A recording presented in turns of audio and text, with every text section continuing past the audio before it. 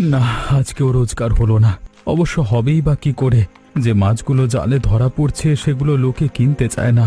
ভালো কোনো মাছ জালে ধরাই পড়ছে না। একটু ধৈর্য ধর, কদিন পরেই বর্ষাকাল শুরু হবে। আমার মন বলছে বৃষ্টির দিন এলেই ভালো মাছ জালে ধরা পড়বে। ওই বর্ষার 2 মাসই তো আমাদের কিছুটা ভালো যায়, এরপর আবার সারা বছর এমন দুর্দশা। কিচ্ছু করবার নেই, না খেয়ে মরবার চেয়ে অন্তত 2-4 পয়সা কামাই হচ্ছে, তাতেই বা ক্ষতি কি? সে কথা তুই গিয়ে আমার গিন্নিকে বোঝা। প্রতিদিন বাড়ি গেলেই জিজ্ঞেস করতে হবে কত টাকা কামাই হয়েছে। এরপর যদি তাকে বলি বেশি টাকা কামাই করতে পারিনি, তাহলে সেই নিয়ে আমাকে খোঁটা দেবে। আরে এটা শুধু তোর ঘরের কাহিনী নয়, আমার বাড়িতেও প্রতিদিন এই একই অবস্থার সম্মুখীন হতে হয়। প্রতিদিন ঝগড়া, প্রতিদিন অশান্তি, এভাবেই দিন যাচ্ছে আর কি। ওরা এমন ভাব নেয় যে ওদের টাকা রোজগার করতে দিলে ওরা লক্ষ লক্ষ টাকা কামাই করে ফেলবে। নিজেরা তো সারাদিন বাড়িতে বসে থাকে। দিন শেষে আমরা বাড়ি ফিরলে তখনও তাদের থেকে ভালো ব্যবহার পাই না।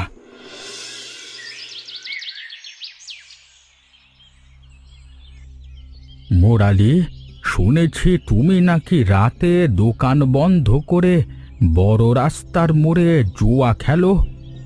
কি যে বলো না, আমার অতটা অবনতি হয়নি যে আমি জুয়া খেলতে যাব। মাঝে মাঝে একটু বসে আড্ডা দিই, তখন একটু বন্ধুদের সাথে মিলে খেলি, এই আর কি, কিন্তু সেটা জুয়া নয়। তুমি আমাকে সত্যটা বলতে পারো, এতে দোষের কিছু নেই। এখনই তো এসবের বয়স। তা এখন যদি একটু মজা না করো তাহলে আমাদের বয়সে গিয়ে আফসোস করবে। কেন, আপনাদের সময় কোনো বন্ধুবান্ধব ছিল না? তা ছিল, কিন্তু মাত্র উচ্চ মাধ্যমিক পাশ করতেই আমাকে বিয়ে করিয়ে সংসারের দায়িত্ব চাপিয়ে দেওয়া হয়েছিল। তোমার বয়সী হতেই ছেলের বাবা হয়ে গেছি। কত কষ্টে লালন পালন করলাম, অথচ এখন দেখো ছেলে নিজের সংসার নিয়ে ব্যস্ত। এই জন্যই আমি সহজে বিয়ে করতে রাজি হই না। আমার মা তোমাকে অনেক বলে, কিন্তু আমার মধ্যে বিয়ে হলো একটা হাজতের মতো, যেখানে একবার ঢুকলেই সারা জীবন রেহাই নেই। এত তাড়াতাড়ি বিয়ে করবার কোনো দরকার নেই। সবেমাত্র জীবন শুরু। আমার ছেলের তো বিয়ের পর থেকে আমার জন্য সময় নেই। এসব নিয়ে একদম মন খারাপ করবেন না, আমি তো আছি। আমি তো আপনার ছেলের মতোই নাকি? তো তুমি আমার ছেলে হতে যাবে কেন? তোমার সঙ্গে আমার বন্ধুত্বর সম্পর্ক, তুমি হলে আমার বন্ধু। তুই তো প্রতিদিন এই সময় ঘুমোস, আজ হঠাৎ উঠোনে বসে আছিস কেন? মাথায় যখন হাজার রকমের চিন্তা ঘুরপাক খায় তখন আর কিভাবে ঘুম আসবে বল? যা বলেছিস, আমারও তো কত রকমের চিন্তা, কিন্তু কাকে বোঝাবো? এমন লোকের সঙ্গে সংসার করছি যাকে কোনো কথা ছোঁয়ানো যায় না, ভালোভাবে কোনো কথা বলতে গেলেও রেগে যায়। এখন আমি বুঝেছি প্রণব আর আনন্দ কেন ভালো বন্ধু, কারণ তারা দুজনেই একই রকমের, হাঁটুর নিচে বুদ্ধি আর মাথা ভর্তি রাগ। প্রতিদিন দেখি লোকের বাড়িতে ভালো ভালো খাবার দাবার রান্না হচ্ছে, আমারও খুব ইচ্ছে করে জানিস একটু ভালো মন্দ এনে খাই, কিন্তু যে পয়সা আনন্দ রোজগার করে আনে সে পয়সায় শুধু শাক আর সবজি ছাড়া কিচ্ছু কিনতে পাওয়া যায় না। আমি তো এসবের আশা ছেড়েই দিয়েছি। যদি একটা ছেলে না মেয়ে থাকতো তাহলে তার দিকে তাকিয়েও সুখে দুঃখে সময় কাটিয়ে দিতে পারতাম, কিন্তু আমার ভাগ্যে তো তাও নেই। একটু ধৈর্য ধর, অপেক্ষা কর, আস্থা দেখবি সব ঠিক হয়ে যাবে। কিন্তু অপেক্ষা করে কি লাভ যদি সে অপেক্ষার কোনো শেষই না থাকে? গত 6 বছর ধরে একটাই আশা নিয়ে বেঁচে আছি যে এবার হয়তো জীবনটা সুন্দর হবে, কিন্তু প্রত্যেকবার আশা শূন্য হয়। আমরা যেটা আশা করি সেই আশাগুলো যদি সত্যি হতো তাহলে তো জীবনটাই অন্যরকম হতো। এদিকে কত পাওনাদার জমে আছে, প্রতিদিন টাকার জন্য এসে চেঁচামেচি করতে থাকে, আর কদিন গেলে হয়তো সবাই মিলে এসে গ্রাম ছাড়া করবে আমাদের।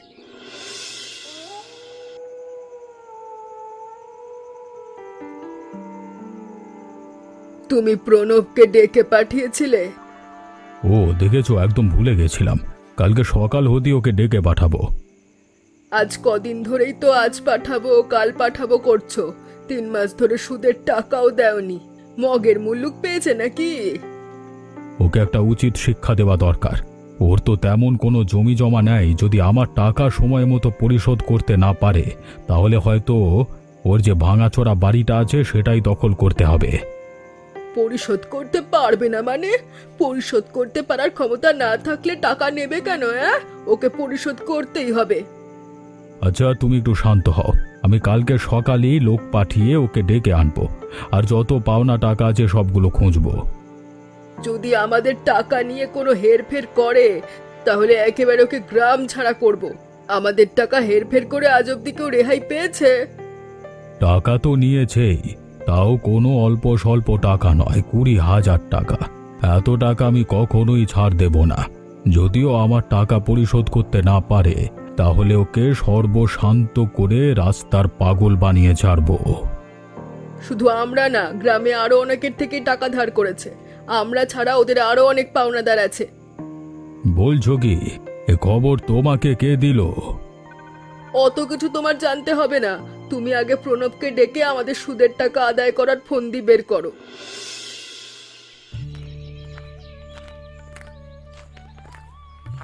কেমন আছিস প্রণব? কোথায় যাওয়া হচ্ছে?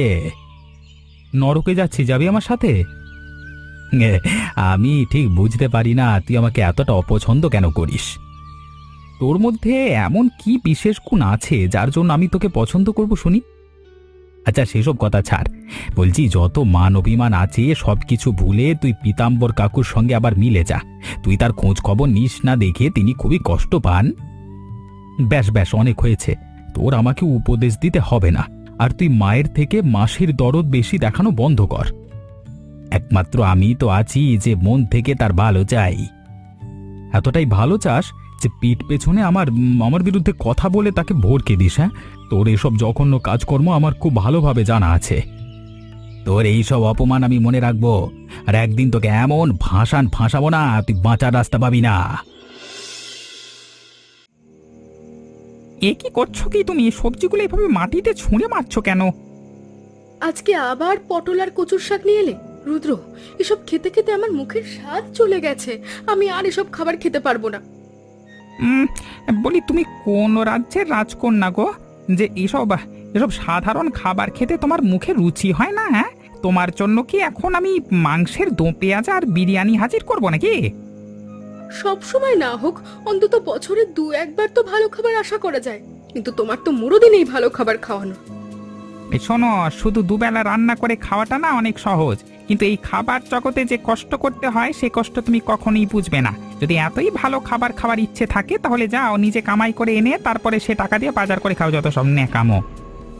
সেই তো, এখন থেকে সেটাই করতে হবে। ঘরের পুরুষ মানুষের তো কোনো যোগ্যতা নেই ভালো খাবার খাওয়ানোর, আমাকেই রোজগার করতে হবে। একে তো আমার কষ্টে টাকা দিয়ে আনা বাজার এভাবে ছুঁড়ে ফেলে তুমি খাবারে অপমান করলে, এখন আবার বলতে চাইছো তুমি আমি অযোগ্য?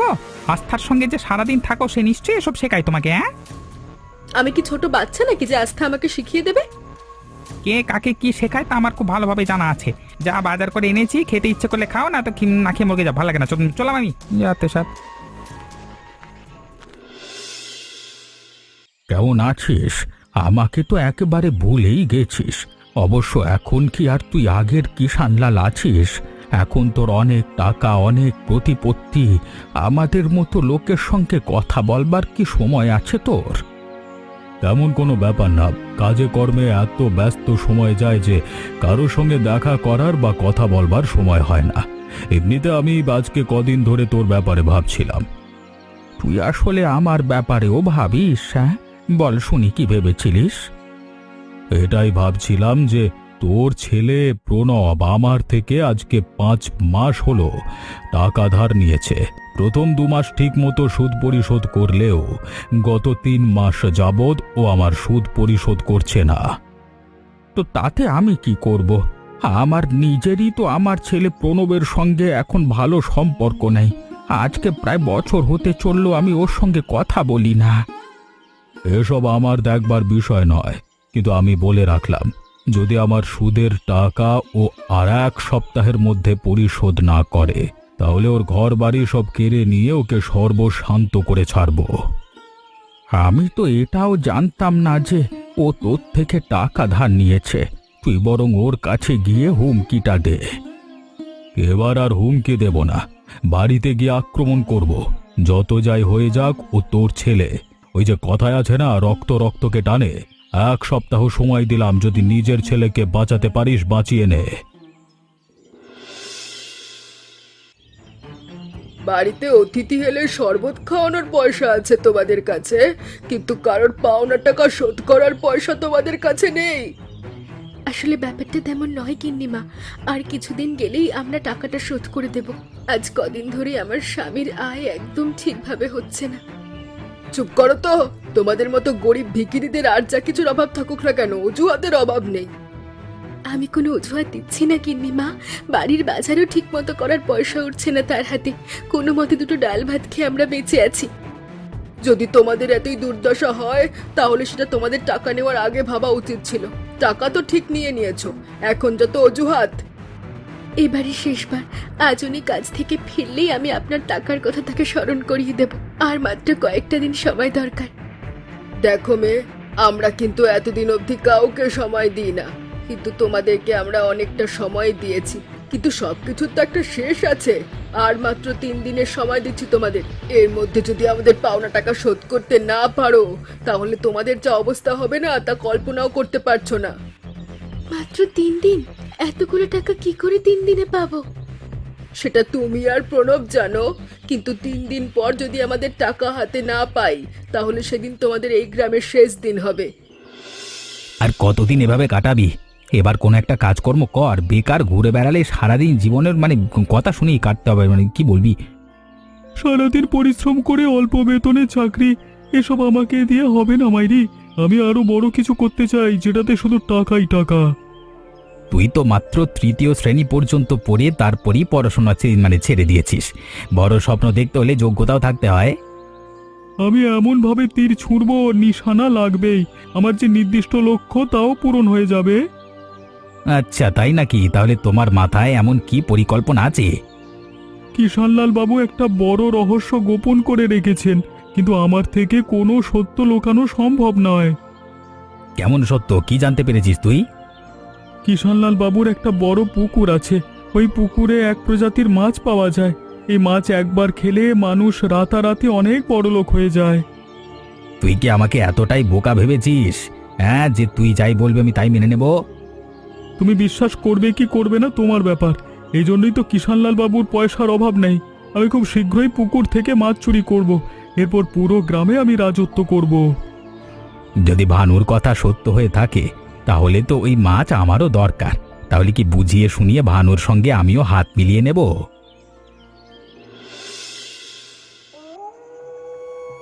তোমার আবার কি হলো? এমন করে কাঁদছো কেন? সামনে যে বিপদ আমাদের জন্য অপেক্ষা করছে, সেই বিপদের কথা ভাবতেই চোখ থেকে আপনা আপনি জল গড়িয়ে পড়ছে। কি সব প্রলাপ বকছো? কিসের বিপদ? আজ বিকেলে গিন্নিমা এসেছিলেন তাদের পাওনা টাকা খোঁজার জন্য। তিনি এসে আমাকে হুমকি দিয়ে গেছেন, আর 3 দিনের সময় দিয়ে গেছেন। বলে দিয়েছেন যদি এই 3 দিনের মধ্যে তাদের সব টাকা শোধ করতে না পারি তাহলে আমাদের গ্রাম ছাড়া করবেন। মাত্র 3 দিনের মধ্যে আমি অতগুলো টাকা কিভাবে ব্যবস্থা করব? তুমি তাকে আকুতি মিনতি করে আর কটা দিন বেশি সময় চাইতে। আমি অনেক অনুরোধ করে দেখেছি, আমাদের অবস্থার কথাও বলেছি, কিন্তু তিনি আমার কোনো কথাই শোনেননি। তিনি তার শেষ সিদ্ধান্তটা দিয়েই গেছেন। এবার তো আমার মরা ছাড়া কোনো উপায় থাকবে না। আপনার কি হয়েছে বলুন তো? যখন থেকে এসেছেন তখন থেকে দেখছি অপলক দৃষ্টিতে এদিকে তাকিয়ে কি যেন ভেবেই চলেছেন। সব ঠিক আছে তো? না মুরালি, কিছুই ঠিক নেই। আমার খুব চিন্তা হচ্ছে। আপনি কোনো একটা বিষয়ে দুশ্চিন্তা করছেন, আর সেই দুশ্চিন্তার কারণ আমি জানি না, এ তো হবার কথা নয়। আমাকে বলুন আপনি কি নিয়ে চিন্তা করছেন, বাকিটা আমি দেখছি। কিছুদিন আগে আমার কিষানলালের সঙ্গে দেখা হয়েছিল। তার থেকে জানতে পারলাম ওর থেকে বেশ কিছু টাকা ধার নিয়েছে, কিন্তু এখনো অবধি ওর শোধ ভালো মতো পরিশোধ করতে পারেনি। আমার চিন্তা হলো যদি ও প্রণবকে সর্বশান্ত করে দেয়। কিষানলাল বাবু মোটেও সুবিধের লোক নন। তার মতো লোকের থেকে টাকা ধার করে প্রণব অনেক বড় ভুল করে ফেলেছে। এর আগেও তো কত মানুষকে দেখেছি কিষানলাল বাবুর দ্বারা সর্বশান্ত হতে। আমি ওর সঙ্গে কথা বলি না বটে, কিন্তু ওটা আমারই ছেলে, আর ছেলের গায়ে যদি একটা আঁচড় লাগে তাহলে বাবার বুকে রক্তক্ষরণ হয়। কিন্তু আমার নিজের স্বার্থ নেই ওর সাহায্য করবার। আমিও তো দোকান চালিয়ে মাত্র কটা টাকা রোজগার করি, নয়তো আমি চেষ্টা করতাম সাধ্য মতো প্রণবকে সাহায্য করবার। আমার ছেলেটার দিকে কিষানলালের নজর পড়েছে। এখন শুধু প্রার্থনা করছি যেন ও আমার ছেলের কোনো ক্ষতি না করে। আপনি গিয়ে প্রণবের সঙ্গে কথা বলুন। আপনার অনুপ্রেরণা পেলে ওর মনে অনেকটা সাহস জন্মাবে। না না, এতটা সময় যেহেতু ওর সঙ্গে কথা না বলেছিলাম, এখন ওর কাছে যাওয়া উচিত হবে না।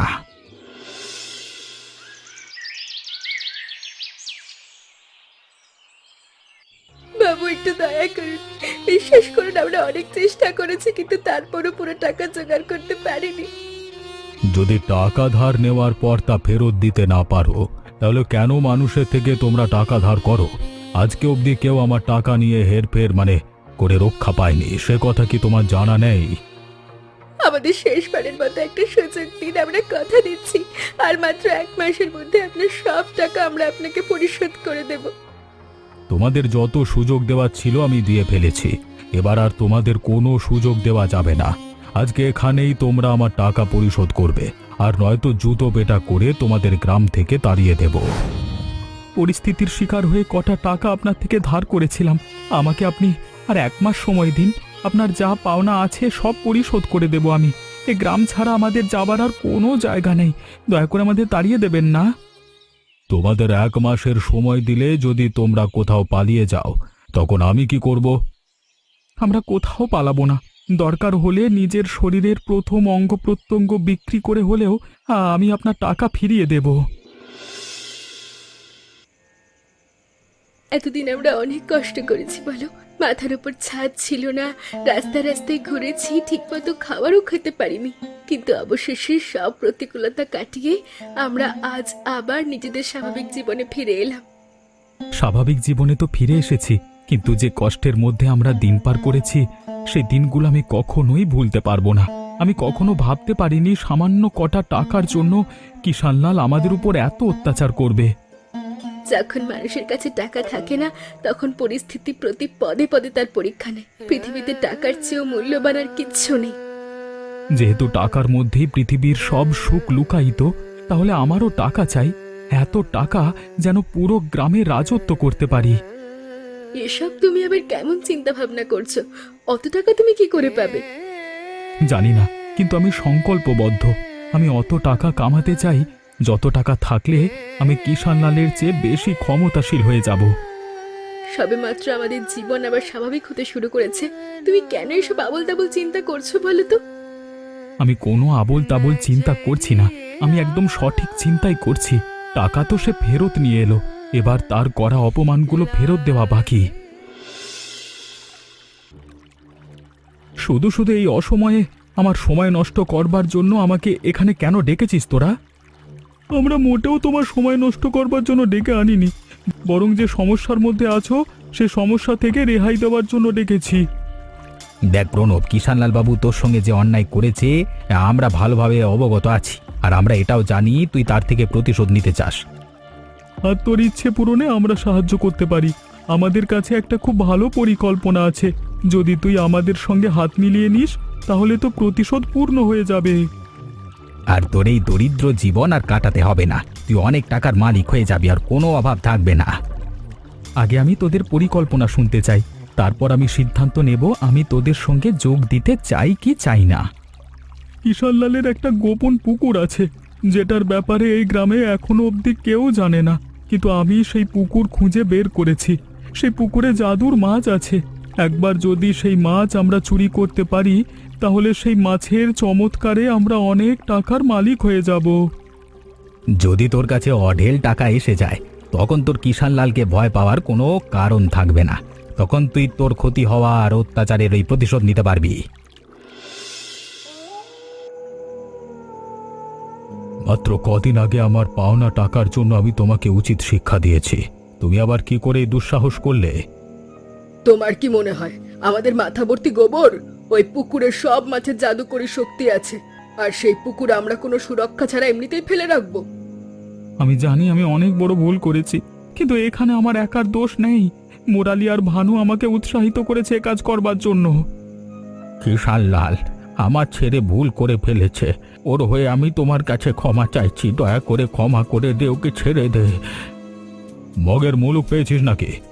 এত বড় দুঃস্বপ্ন করেছে আর আমি ওকে কোনো শাস্তি না দিয়ে ছেড়ে দেবো? হ্যাঁ, আগের বার কত ঘর ছাড়া করেছিলাম, এবার ওকে আমি পুলিশে দেবো। আমি অনেক বড় ভুল করে ফেলেছি বাবু। আমি লোভে পড়ে গেছিলাম, আমাকে ক্ষমা করে দিন। আমি আর কখনো এমন কাজ করব না।